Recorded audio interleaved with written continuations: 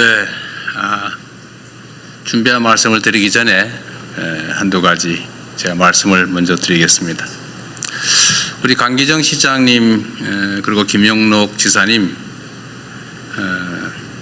이번 선거는 좀 그렇게 되긴 했는데 정말 고생하셨습니다.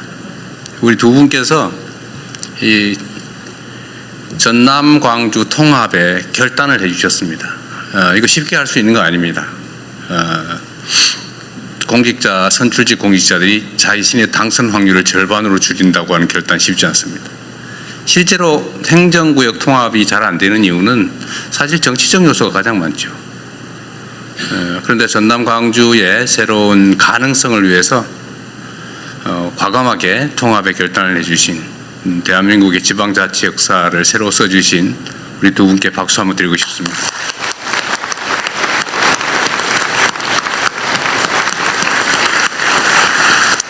의전팀이 왜 두 분을 이렇게 멀리 떨어뜨리는지 모르겠어요. 네. 어쨌든 정말로 큰 결단해 주신 거 감사합니다. 이게 사실은 이번 이 투자 결정을 이끌어낸 주요 동인이 됐습니다. 지금 이 입지 선정 관련해서 여러 가지 이제 반론들 이견들이 있는데 분명한 건 그렇습니다. 이게 경제적 그 원리에 따른 것이라는 겁니다. 전 세계적으로 인공지능 산업 발전에 따라서 이제 메모리가 절대적으로 부족해지고 사실은 용인이나 또는 평택, 화성 이쪽에 기존에 계획된 공장 부지로 충분할 거라고 지금까지 생각해 왔는데 최근 갑자기 전체적인 예측이 아까 그림에서 본 것처럼 수요가 폭증하는 상황이 됐고 물량이 부족해서 지금 일부 산업에 황폐화가 걱정될 만큼 심각한 공급 부족에 시달린다고 합니다. 이게 단기간이 아니라 아주 길게 이어질 거라고 하는데 결국은 또 추가의 증설이 필요한 상황이 됐습니다. 그런데 지금 수도권은 기존의 모든 자원들이 부족해지고 과밀해졌지만 특히 용수 부분, 물 부분이 또 전력 부분이 해결이 불가능한 상황으로 이미 진입했습니다. 기존의 전력망, 송배전망으로는 도저히 추가의 전력을 공급받을 수 없는 상황이 됐습니다. 그렇다고 거기에 핵발전소를 지을 수도 없고 또 용수 문제도 심각하죠. 사실은 한강 수계나 이게 지금 생활용수와 겨우 맞춰서 거의 극대치까지 맞춰서 겨우 그 공급을 마치고 있는 상황이라 추가의 증설은 용수와 전력 문제 때문에 불가능한 상황에 우리가 다다랐습니다. 근데 이 슬픈 역사가 또 새로운 기회가 된 측면이 있습니다. 용수, 전력, 용지, 인프라 이거 포함해서 호남 지역, 특히 광주, 전남 지역이 이 문제들을 해결할 수 있는 유일한 지역이 됐습니다. 우리 엠코는 그걸 알고 미리 30년 전에 와 있었던 것 같은데 전력은 앞으로는 재생에너지가 더 중요해지게 되겠죠. 그런데 이 전남, 광주를 둘러싼 서남 해안, 풍력, 태양광이 매우 풍부하고 잠재력도 높고 특히 김영록 지사께서 정말 아리백 성취를 위해서 정말 애썼잖아요. 아리 300까지 하고 있다고. 그런데 거의 이제 아리 200 됐다고 하는 얘기를 들었어요. 그죠? 한 반 정도 남는다. 근데 앞으로 3배까지 남겨서 산업을 유치하겠다고 아주 오랜 기간 준비를 해 오셨습니다. 그래서 전력 문제는 여기가 해결할 가능성이 매우 높아졌고 특히 재생에너지 공급 여력이 충분하다라는 게 하나 갖춰졌고 용수 부분은 지금 사실은 사실상 이 호남 지역을 개발해서 배제하면서 농업도시 비슷하게 관리해 오는 바람에 이 수자원 관리가 엉망진창이고 낭비되고 있었습니다. 이걸 조금만 조정하면 어제 수자원공사 사장 말씀도 그렇고 우리 기후환경부, 에너지환경부도 마찬가지 의견을 냈습니다만 지금 당장이라도 63만 5만 톤 정도는 가용하다. 앞으로 혹시 더 증설된다면 한 130만 톤 정도 일간 이것도 조정을 조금만 더 하고 준비하면 할 수 있겠다 이런 판단이 들 정도로 방치된 것이 기회가 된 것입니다. 용지도 마찬가지죠. 뭐 다른 데는 복잡해서 서울은 땅 한 평에 뭐 공업 용지로 쓸래도 1,000만 원씩 500만 원씩 하는데 사실 여기는 장기간 배제돼 있으면서 용지의 가격도 낮고 또 펀펀하잖아요. 딴 데 뭐 토목공사 하려면 아마 SK하이닉스 용인에 토목공사 하느라고 엄청 고생하고 있을 겁니다 지금. 근데 여기는 사실은 거의 평탄지라서 그런 비용도 좀 적다는 이점도 있죠. 지진도 없는 안전지대이기도 합니다. 그래서 이 모든 조건들이 지금까지 배제됐던 측면에서는 하나의 새로운 기회로 전환이 된 것이죠. 또 정부 입장에서는 매우 중요한 정책 목표가 있습니다. 지금처럼 수도권 1극 체제로 계속 가면 나라가 망한다. 반드시 국토를 효율적으로 제대로 쓸 수 있도록 균형을 맞춰야 된다는 게 저의 생각이고 많은 사람들이 동의하는 바입니다. 이번 국민주권정부의 핵심 과제죠. 국토 균형 발전을 통해서 포용적 지속 성장을 이뤄낸다. 피할 수 없는 핵심 과제입니다. 그래서 이 정부가 하는 역할 중에는 이런 객관적인 조건들을 잘 맞춰서 국토 균형 발전이 가능하도록 하는 것이죠. 그리고 또 한 가지 또 중요한 요소가 있습니다. 이게 그냥 이게 상황이 좋으니까 잘 가보세요. 우리 뭐 허가 신청하면 허가나 내드릴게. 잘 해보세요. 이렇게 해서 되겠습니까? 엄청난 인프라 구축 비용이 필요하죠. 예를 들면 그 수도가는 어떻게 할 것이며 철도는 뭐 또는 도로는 전력망은 아니면 오폐수 처리 시설은 어떻게 할 거냐 대체. 엄청난 비용이 소요됩니다. 그래서 이 재정 지원도 필요한데 마침 또 우리 민영배 당선자께서 상당 부분의 기반시설 확보 비용을 통합시가 부담을 하겠다라고 해서 정부의 재정 부담도 재정 압박도 상당히 줄어들 수 있게 된 것입니다. 이런 것들을 차곡차곡 하나씩 맞춰서 광주 전남에 가도 호남 서해 서남 해안으로 가더라도 손해가 아니라 훨씬 더 나은 기업활동 상황을 만들 수 있겠다라고 판단하게 만든 것이 정부의 역할이고 또 그 점에서는 어느 정도 성공을 하고 있다고 보여집니다.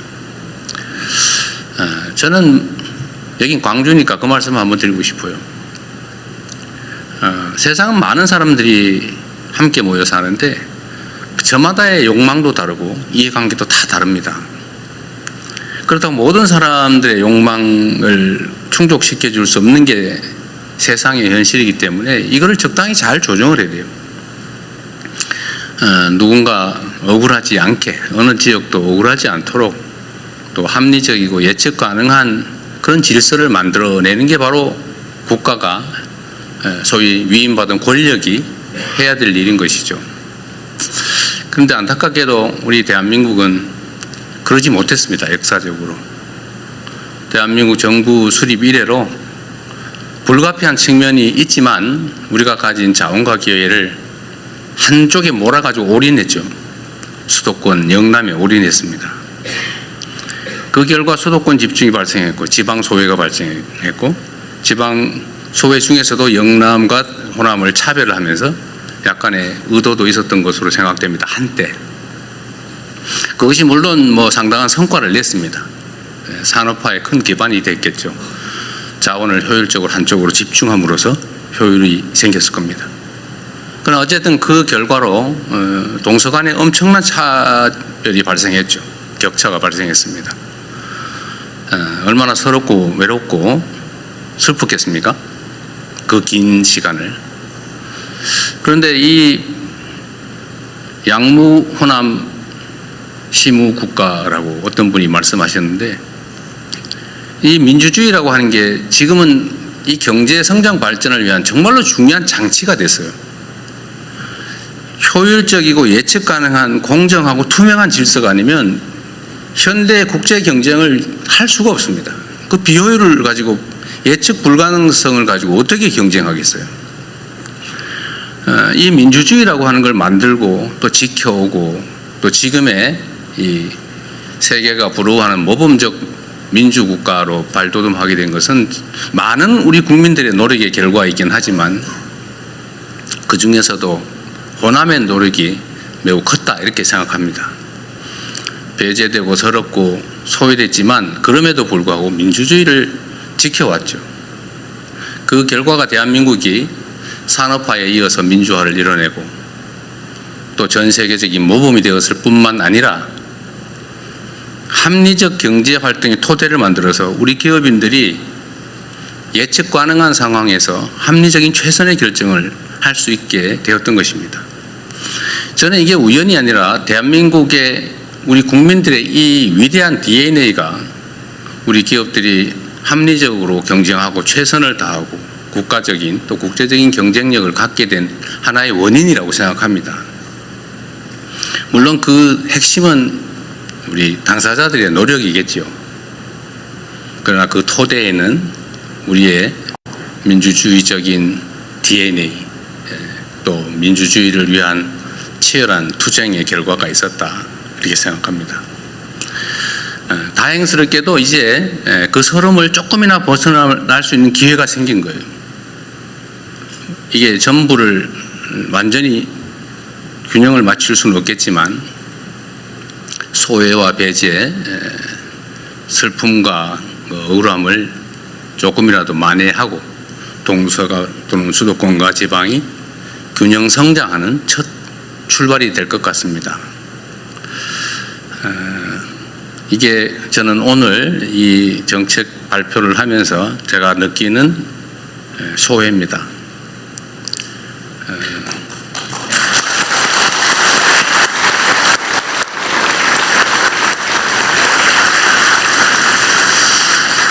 앞으로도 우리 대한민국은 그렇게 나아가야 될 것 같아요.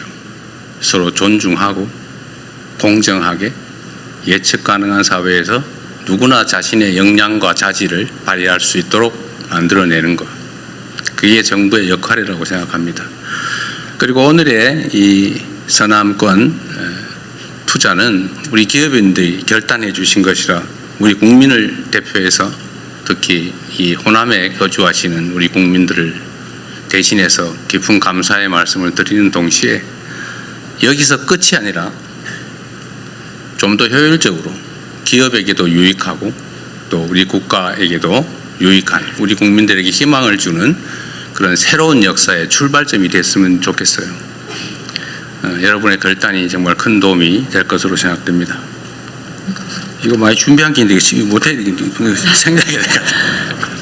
이거는 제가 준비한 축사는 우리 언론인 여러분들은 서면으로 제공할 테니까 참고하시기 바랍니다. 저는 정말로 기쁩니다. 저는 이제 민주당 소속의 정치인으로서 이제 대통령이 되었습니다. 그리고 대통령으로서 대한민국 모두를 위한 국가 정책을 기획하고 집행하는 또 그를 지휘하는 위치에 있습니다.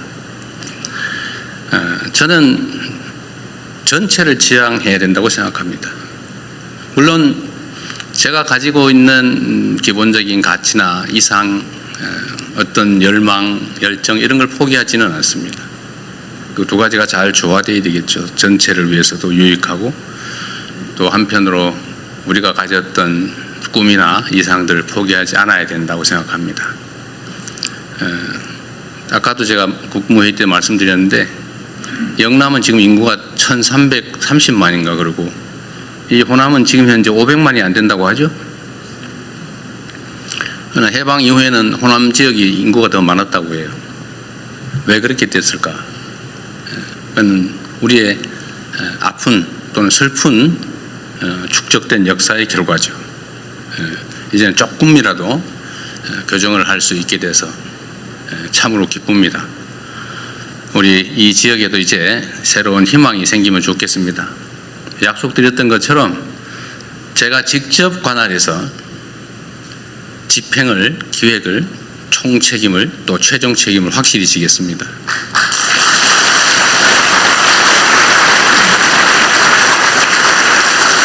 그리고 제가 우리 이건희 이재용 회장님 그리고 우리 SK의 최 회장님한테도 제가 이런 약속을 미리 받았어요. 원래는 순서대로 할 생각이었던 것 같아요. 영연 다 끝내고 그 다음 단계로 얘기를 하시려고 했던 것 같아서 그건 뭐 기본적으로는 그렇게 하시겠지만 지금 수요가 너무 폭증하니까 동시에 추진합시다 이렇게 말씀을 드려서 동의하셨죠?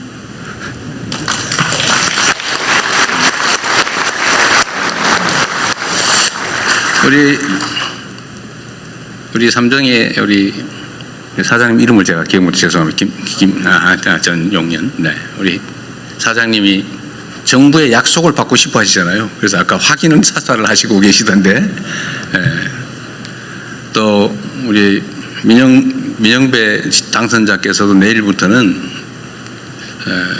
정부가 지원하게 될 최대 20조 원 안에서 한 5조 원쯤에서부터 20조 원까지 필요하면 다 쓰겠다 이렇게 약속하셨잖아요.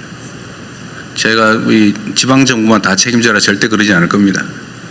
적정한 부분에 비율 부담을 하기로 약속하셨는데 이런 현실적인 약속을 우리가 드리고 실제로 집행을 할 겁니다. 정말 얼마나 빠르게 이 일이 실행될 수 있는지를 제가 직접 체크해서 보여드리도록 하겠습니다. 그래서 이 동시에 진행을 해서 적정하게 이 지역에도 이게 그냥 정치인들이 하는 정책쇼 보여주기가 아니고 진짜구나 꼭 보여드리고 싶어요. 실제로 과거에 보면 그런 경우가 꽤 있었거든요. 막 서류로 막 퍼포먼스는 좋았는데 나중에 보니까 없어요. 잊어버리고 말해도 소용없고 저는 그렇게 안 하고 싶습니다. 그리고 그렇게 하기에는 이 호남 지역이 너무 지금 심각해요. 그래서 동시에 진행하도록 하고 어쨌든 정부에서 재정 지원이든지 인프라 구축이든지 거주 교육 뭐 여건이든지 문화 뭐 보건 여건이든지 최대로 잘 만들어내겠습니다. 하여튼 저로서는 참으로 기쁘고 의미 있는 날입니다. 제가 대통령을 1년 조금 넘게 제가 재임했는데 여러 가지 보람 있는 일이 있었지만 이 호남에 대규모 투자를 하실 수 있도록 좋게 말하면 유도, 좀 심하게 얘기하면 유인, 억압 강요는 하지 않았습니다. 어쨌든 정부의 정책을 잘 조정해서 이런 환경을 만들어내고 기업의 결단을 이끌어낸 이 일이 가장 보람이 있는 일입니다. 제가 너무 즐거워서 말이 많았는데 감사드립니다. 그리고 전남 광주 특별 시민 여러분 축하드립니다. 네, 대통령님의 정말 깊고 솔직한 소회의 말씀 잘 들었습니다. 다시 한번 박수 부탁드립니다.